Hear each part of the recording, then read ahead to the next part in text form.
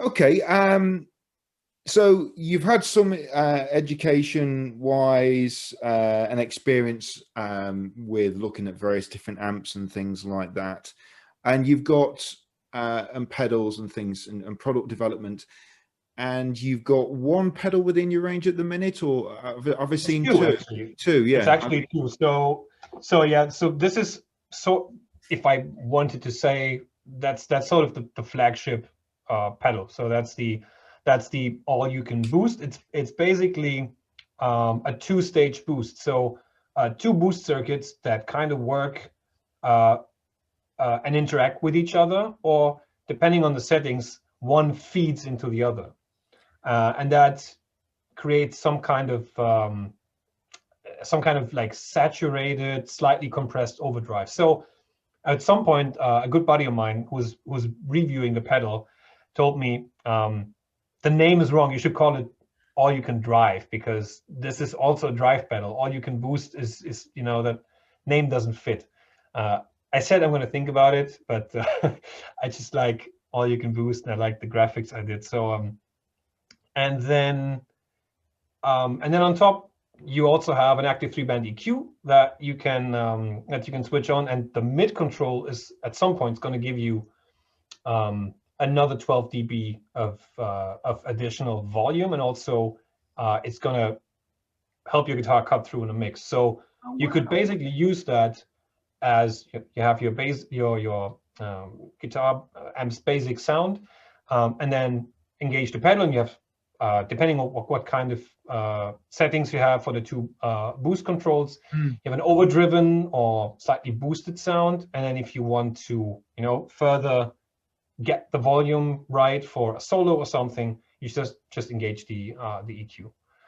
And then we also have a high pass filter, that's the blue control, and that helps with cleaning up the very low end, like kind of the rumble that you might experience if you have an already overdriven sound, or your amp is already working really hard, and it's dark. If the sound's already dark from the valves being driven and things like that, you can add some sparkle in there. Yeah, absolutely.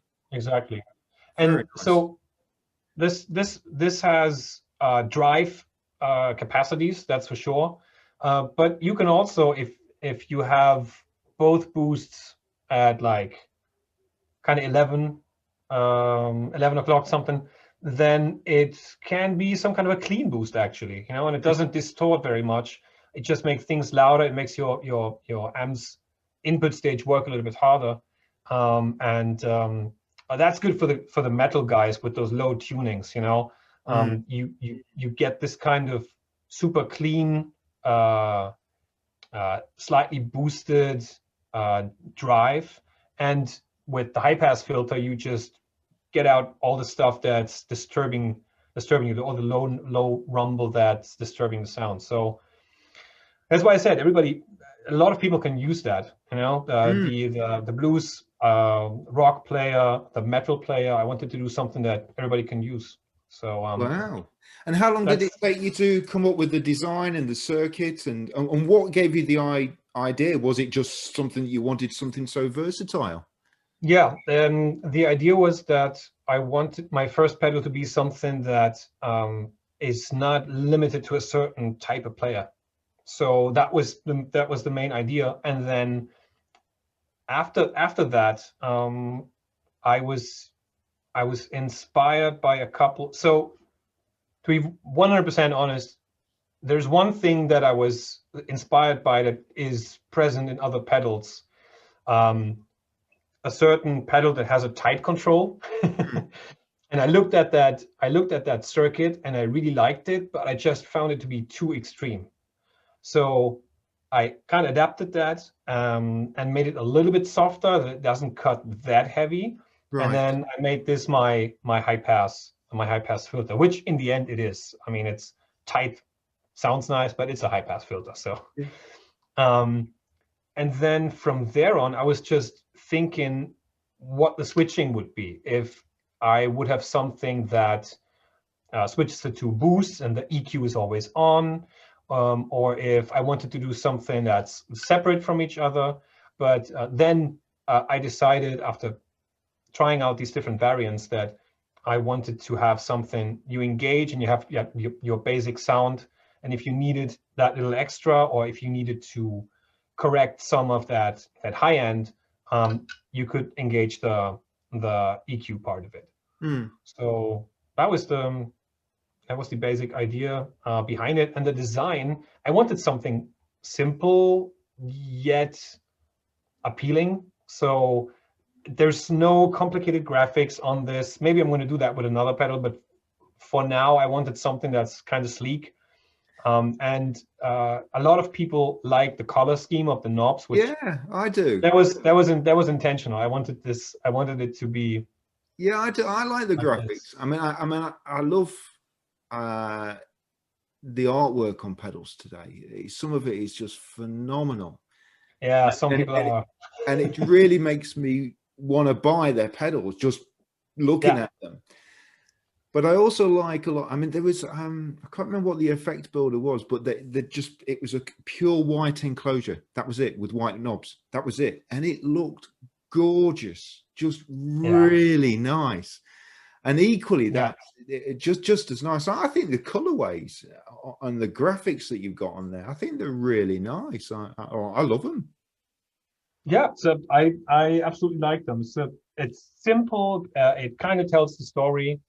And then I was trying different colors for knobs, and then at some point I was like, yeah, black, red, and blue. That makes sense. So have you got another one there to show us at all, or? Aha! Yes. Here we go. That's the surreal. So little word game there. Yeah. So the surreal is real, implying that it has to do something with tape. It's not a delay. Similar to a couple of other products that are on the market that kind of take the preamp section, like the Echoplex, for example, as an example. Echoplex, Boost, and there are a couple of others. This is an adaptation of an old unit that Dynacord made. It's a German-made 70s band echo, and the difference to a few other boosts is that the capacity, like the sheer headroom of it, is phenomenal. And guys back in Germany used to they didn't even use the delay or reverb of this thing. They just boosted their Vox AC30s or to get some kind of saturated tone out of it. And this is what the pedal does. It takes that high headroom preamp out of the it's called the Echo Chord from Dynacord, and it takes that. But what I've added is a blend control. So this knob blends between the original signal and the boosted or like enhanced signal. Oh, I see. Yeah. So one was like a wet and dry type of. Yeah. If you want to, it's like it blends between these two. So the unit has a buffer, which cleans up your signal anyways. It's gonna clean things up nicely, especially if you have longer cables. And then you have these two like input output controls on top, and then a blend control. And this has kind of a few really nice options. You could turn this all the way up and then just blend the effect in and get some kind of like slightly compressed, enhanced, slightly overdriven signal, but not too crazy. It's not gonna, your amp is not going to be like, oh, I can't take it anymore. It's still going to be fine, but you're going to get that kind of saturation, and especially the harmonic saturation.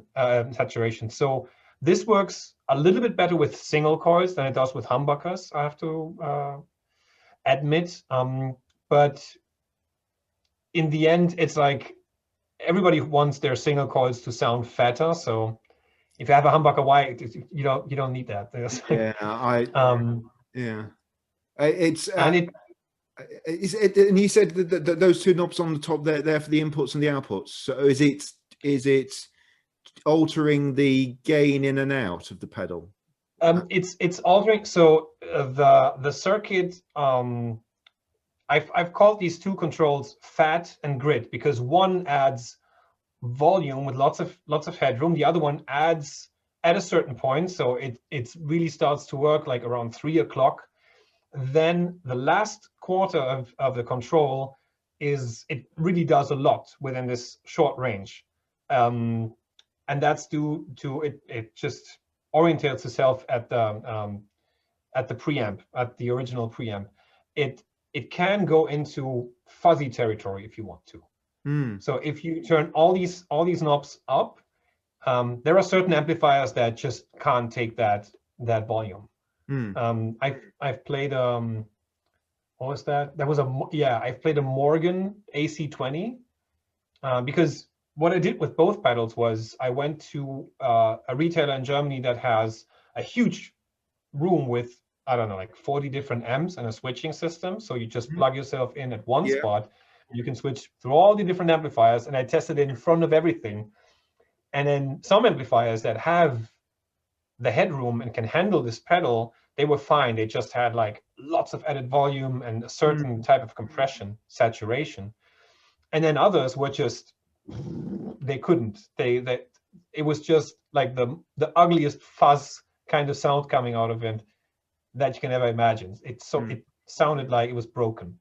So pretty versatile. But most of the guys I know that have played it use it with their Stratocasters or Stratocaster type guitars to fatten up the sound. It's kind of an always on pedal for them. Also because of the buffer, it makes sense. I